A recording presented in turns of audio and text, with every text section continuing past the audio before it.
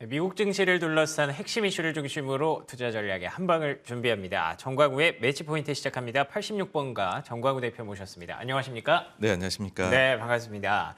최근에 시장이 CPI에 대한 기대감이 좀 높아 보이는 것 같습니다. 근데 개인적으로는 조금 불안한 게 이랬다가 또 기대치보다 좀 하회하는 그런 결과가 나오게 된다면 시장이 또 매물을 출회하지 않을까. 실제로 일각에서는 생각보다 많이 둔화되지 않을 것이다라는 얘기도 있다고 하더라고요. 어떻게 보십니까? CPI 어떻게 나올까요? 네, 지금 2달 연속으로 사실은 물가가 예상치를 크게 하회를 했었습니다. 예. 그러다 보니까는 눈높이들이 많이 올라간 것 같습니다. 그러니까는 그쵸. 예상치가 많이 낮아져 있는 느낌이 드는데요. 예. 근데 중요한 것은 사실 이제 그런 한 달치의 데이터는 저희가 알기가 매우 어렵고 그보다는 향후의 트렌드가 어떻게 될 것이냐에 대해 가지고서인데 그렇게 봤었을 때에는 지금 각종 물가의 선행 데이터들이 있습니다. 그런 것들이 굉장히 아랫 방향을 가리키고 있습니다. 향후에 대해서도요. 그래서 이번 달이 뭐 가급적이면은 인플레 지금 예상치 정도 수준 아니면 그보다 낮게 나오면 좋겠지만 그렇지 않다고 하더라도 향후 그 지금 선행 데이터들이 지금까지는 잘 작동을 해오고 있거든요. 그래서 시장에서는 크게 놀라지는 않을 것이다. 그런 결과가 나오더라도 보고 있고요. 또 이제 이번 물가 발표에서 좀 주목이 되는 부분은 첫 번째는 연준에서 헤드라인 물가보다도 근원 물가에 대해서 집중을 하고 있습니다. 예. 근데 이 근원 물가가 이 역시도 그 미국의 구인 데이터 잡 오프닝을 보게 되면 이것이 한 6개월 선행을 하거든요. 근데 이것도 떨어져 내려가고 있기 때문에 이번에 코어도 좀 내려가지 않을까라는 생각을 하고요. 그리고 비록 이제 코어는 아니지만은 식품도 그동안에는 많이 물가가 높았습니다. 근데 식품의 경우는 북미의 비료 가격하고 또 한 6개월 정도의 시차를 두고 반영이 됩니다.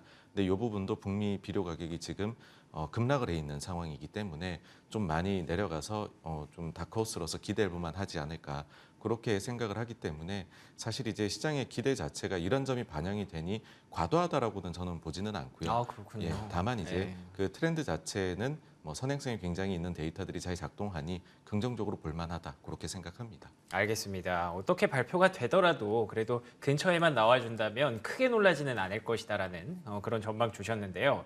시장이 최근에 반등하고 있는 대표적인 이유, 두 번째 이유를 꼽자면 사실 우리가 확인한 데이터가 있습니다. 고용이잖아요. 그리고 또 거기서 임금 상승률이 둔화됐다는 그 부분에 많은 분들이 좀 포인트를 맞추고 계시는데 이제 또 궁금한 건 임금 상승률의 둔화가 좀 계속 추세적으로 이어질지 이 여부거든요. 어떻게 보십니까? 네, 지금 일단은 임금 데이터가 지난 금요일에 나왔을 때 저는 보고서 이것은 연준이 가장 좋아할 만한 데이터가 나왔다라는 그렇군요. 생각이 예. 들었습니다. 왜냐하면 그 전에 한번 저희가 기억을 되돌려 보게 되면은요. 물가 데이터가 나왔을 때 낮게 나와서 환호를 했었습니다.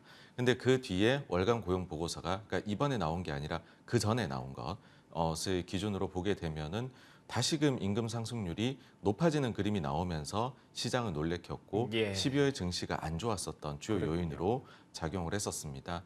그런데 이번에 나온 걸 보니까는 원래 이 고용 데이터가 전월치하고 전전월치까지도 수정을 하는 경우가 많거든요. 근데 이번에 대폭 수정이 되었는데 알고 보니 임금 상승률이 그 전에 봤었던 높아지고 있던 그림이 아니라 재차 낮아지고 있는 그림으로 오. 나와버렸던 예, 것입니다. 그랬죠. 예, 그래서 이런 수정치까지 반영을 하고 나니 지금 우리가 보고 있는 그 고용의 뜨거움이라는 게 알고 보면 좀 적은 것 아니냐 하는 기대가 생겨났고 제 생각에도 사실은 뭐 각국에서 들려오는 그리고 미국의 빅테크 기업이나 이런 데에서도 해고나 이런 이야기가 많이 나오는데 그 임금 상승률만 그렇게 뜨겁게 나오기는 어렵다는 생각을 하거든요.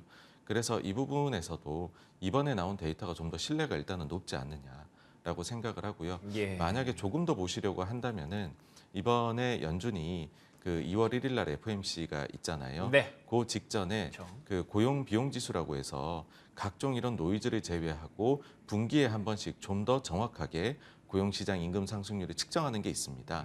그게 1월 31일에 나오는데 아마 그게 나올 때까지는 좀 낙관적인 분위기가 이어질 수 있고 만약 그 숫자까지도 지금처럼 낮아지는 트렌드로 나온다라고 하면은 확실하게 이제는 좀 인플레에 대해 가지고서는 걱정을 덜어도 된다라는 식으로 넘어가지 않을까 생각합니다. 알겠습니다. 물가와 고용까지 저희가 좀 많이 걱정했던 두 가지 포인트가 다 좀 긍정적인 방향성으로 말씀을 해주시니까 상당히 마음이 좀 놓이는데요. 근데 또 걱정되는 거 한 가지가 더 있습니다. 4분기 어닝 시즌이거든요. 이제 팩트셋에서 팬데믹 이후에 처음으로 역성장이 나올 것이다. 이런 얘기가 나올 정도로 아마 이것도 사실 많은 분들이 인지하고 계시는 부분이기는 해요. 4분기 실적 시즌 좋을 수가 없다. 네, 하지만 네. 또 그래도 숫자를 딱 봤을 때 느껴지는 그런 뭐 아쉬움이라든가 그런 것들이 분명히 있을 것 같은데 이번 어닝 시즌의 주요 관전 포인트가 뭘까요? 네, 사실 이렇게 실적이 좋지 않을 것이다라는 부분이 작용이 되다 보니까는 예. 미국 증시가 4분기에는 좀 뭐 10월에는 저점도 형성을 했었고 안 좋았던 것이거든요. 그렇죠. 그래서 시장 자체는요 항상 기대치하고 실제치가 어떻게 나오느냐 그 싸움이고 지금 그 실적 시즌이 시작을 해서 몇몇 기업들은 발표를 했습니다. 근데 그 발표한 아주 초기 데이터기는 하지만은 그 결과물을 봤었을 때에는요. 예상치 대비해 가지고서 이익이 그리고 매출액이 예상치를 상회하는 그 비중 자체가 과거 10년 평균 대비해서 조금 더 높게 나오고 있습니다. 그러니까는 예. 다시 말씀드리자면은 실적 시즌이 지금까지는 아주 원활하게 진행이 되고 있다라는 것이고요. 그렇군요. 예, 이런 분위기가 계속해서 좀 이어진다라고 하게 되면 정말로 우리가 어닝에 대해서 걱정들이 많은데 그게 좀 덜어져 내려가지 않을까 이고 저는 그 이후에는 좀 긍정적으로 보일 수 있는 부분이 두 가지가 하나는 달러 강세가 미국 기업들이 이익에 좋지 않은 영향을 미쳤는데 달러가 많이 약해졌다. 그다음 또 하나가 미국 기업들도 중국에서 사업을 많이 하는데 제로 코로나 때문에 안 좋았거든요. 네네. 근데 그 부분이 이제는 좀 해소가 될 수 있으니 그러네요. 그런 방향에서 부정적으로 봤던 건 좀 올라오지 않을까 봅니다. 오, 알겠습니다. 걱정했던 실적 부분까지도 좀 긍정적인 얘기를 해주시니까 제가 조금 머쓱해지는 것도 분명히 있는데 그래서 이 최근에 투자 심리가 확실히 개선된 것처럼 보이고 그리고 또 개인 투자자분들이 상당히 좋아하시는 테크주 강세가 좀 나타나고 있는 것 같습니다. 이 테크주에 대해서 조금 근데 걱정도 있으신 분들이 분명히 있을 것 같아서 지금 따라가는 전략은 좀 어떻게 보세요? 네, 사실 지금 요즘에 금리를 가지고서 예. 이제부터는 정말로 뭐 굳이 나누자면 가치주의 장세가 더 올 것이다. 어쨌든 예전 대비해서는 인플레나 금리가 높지 않느냐. 그러면 그랬잖아요. 예, 성장률은 좀 안 좋지 예, 않겠느냐인데 생각해 보시면은 70년대, 80년대 지나면서 워런 버핏도 가장 크게 수익이 났었던 대표 종목 그러면 코카콜라가 꼽히거든요. 그렇죠. 그게 그때 당시에는 성장주였었고 아, 그랬군요. 네, S&P 500이 PR이 10배가 안 되던 시절에 코카콜라는 20배가 넘는데 매수해서 좋은 수익이 난 것입니다. 아, 그랬군요. 네, 그래서 네. 성장주는 몇 년 전에는 정말 저희가 제로 금리를 경험하다 보니 그냥 컨셉만 있어도 올라갔었다면 이제는 성장주가 컨셉만으로는 안 되고 실제 성장성이 담보가 돼 있는 성장주가 성장을 한다 실제로라고 하게 되면은 사실 그거는 또 불리할 거는 없습니다. 예. 그래서 다만 이제 그게 어려움이 있죠. 저희가 미래 예상이 어렵다 보니까는 예상한 게 삐끗하고 하면 좀 실수가 나오게 되니 네네. 안정적으로는 지금 장부 보고 투자하자 이렇게 되는데 네. 만약 보시기에 미래에 대해 가지고서 분석이 잘 되시는 그런 분야다라고 하시면은 성장주라고 해서 증시 국면에서 그렇게 불리할 것은 없습니다. 오, 알겠습니다. 성장주, 테크주까지도 좀 긍정적인 그런 분위기가 형성이 되고 있네요. 자, 그러면 마지막으로 상품 시장에서 가장 돋보이는 하나만 여쭤보도록 하겠습니다. 바로 금 가격인데요. 최근에 8개월 만에 최고치를 경신할 정도로 이 골드러시라는 얘기가 있습니다. 금 가격이 어디까지 갈지도 좀 궁금하고요. 지금 시점에서 또 따라잡는 전략은 어떻게 보시는지 궁금하네요. 네, 금이 과거에 가격이 어떻게 움직였느냐라고 해보면은 예, 연준의 그 금리하고 정말 민감하게 반응을 하면서 움직였습니다. 금리하고. 네, 예. 그래서 연준이 금리를 올리게 되면 금 가격이 약하고요. 그 다음에 연준이 금리를 멈추거나 내리게 되면 그러면 금 가격이 강세 갔었던 그런 확률이 상당히 높았습니다. 지금은 아직까지는 더 올려가겠죠. 다만 75bp씩 계속해서 올려가던 거는 이제 아니라는 거죠. 예. 그러다 보니까 금도 눌려있던 게 최근에 좀 올라오기 시작을 한 거고 언젠가는 이제 뭐 최종 금리 찾아서 멈추고 그리고 연준에서도 매파성이 점점 줄어들게 될 거잖아요.